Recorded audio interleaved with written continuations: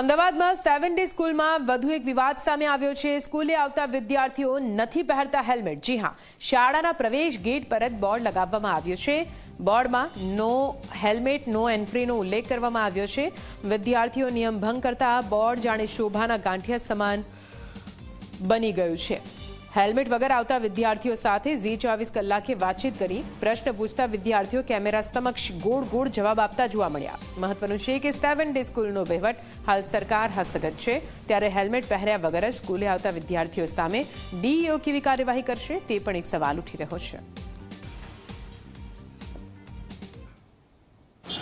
વાહન ચાલકોની સુરક્ષા માટે નિયમો તો બનાવવામાં આવે છે, પરંતુ હજુ પણ આ નિયમોનું પાલન નથી થઈ રહ્યું અને ખાસ કરીને જે શાળાએ જતા બાળકો છે એ પણ આ નિયમનું પાલન નથી કરતા એ દ્રશ્યો જે છે જોવા મળ્યા છે। આ વાત છે મણિનગર એ 7 ડે સ્કૂલ ખાતે આવતા એ બાળકોની એ વિદ્યાર્થીઓની કે જે 2 વ્હીલર લઈને આવે છે, પરંતુ પોતાની સેફટી માટે એ જાગૃત નથી, સજાગ નથી અથવા તો જાણી જોઈને એ વિદ્યાર્થીઓ ક્યાંક એ હેલ્મેટ પહેરવાનું ટાળી રહ્યા છે।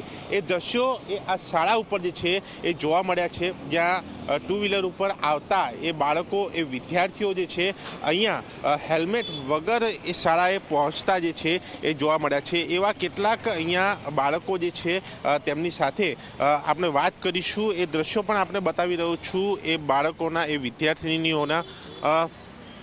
આપ 7 ડેમાં છો? હા બોલો।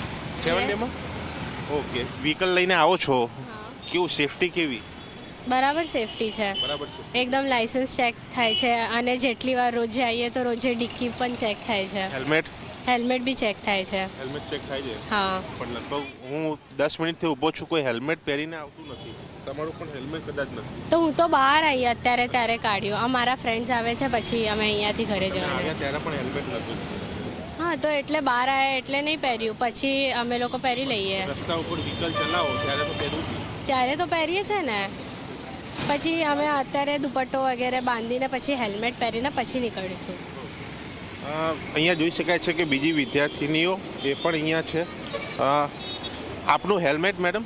હા, હેલ્મેટ ડેકીમાં છે। ડિક્કીમાં છે? હા। સેફ કઈ રીતે કરશે હેલ્મેટ? અમે ઘરે જઈએ છીએ, અમે આવતી વખતે અમે પહેરીને આવીએ છીએ। પહેરીને આવો છો? હા। પણ લગભગ મેં જોયું ત્યારે હતું નહીં? હા, ના એટલે હું છૂટી ગઈ હતી, હું પાછી અંદર મારી ફ્રેન્ડને બોલાવવા ગઈ હતી। એટલે એ ફ્રેન્ડને બોલાવવા ગયા હતા એવું તેમનું કહેવું છે।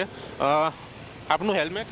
હા, હેલ્મેટ ડિક્કીમાં છે, હમણાં પહેરીએ છીએ અમે લોકો। અહીંયા જ જઈએ છીએ, એનું ઘર અહીંયા છે ને તો એને મૂકવા જઈએ। લાગતું નથી હેલ્મેટ પહેરવું જોઈએ? હા હા, પહેરવું જોઈએ, પહેરીએ છીએ પણ અત્યારે થોડુંક જોડે જ છે એટલે એને મૂકવા જઈએ છીએ। સ્કૂલમાં આવો ત્યારે પહેરો છો? હા, પહેરીએ છીએ। લગભગ મોટા ભાગના પહેરતા નથી? હું તો પહેરું છું, ત્યારે પહેરશો કે નહીં પહેરો? પહેરીશ। અચ્છા, કે છે પહેરશે, પણ હવે પહેરે છે કે નહીં એ જોવાનું છે। હવે આ હેલ્મેટ જે છે એ અહીંયા કાઢવામાં આવ્યું છે। પહેલાં જ્યારે અહીંયા આવ્યા આ બાળકો આ વિદ્યાર્થીઓ ત્યારે એ હેલ્મેટ ન હતું, પણ હવે આ કેમેરો જોઈને એ પૂછવામાં આવ્યું ત્યારે હેલ્મેટ કાઢે છે।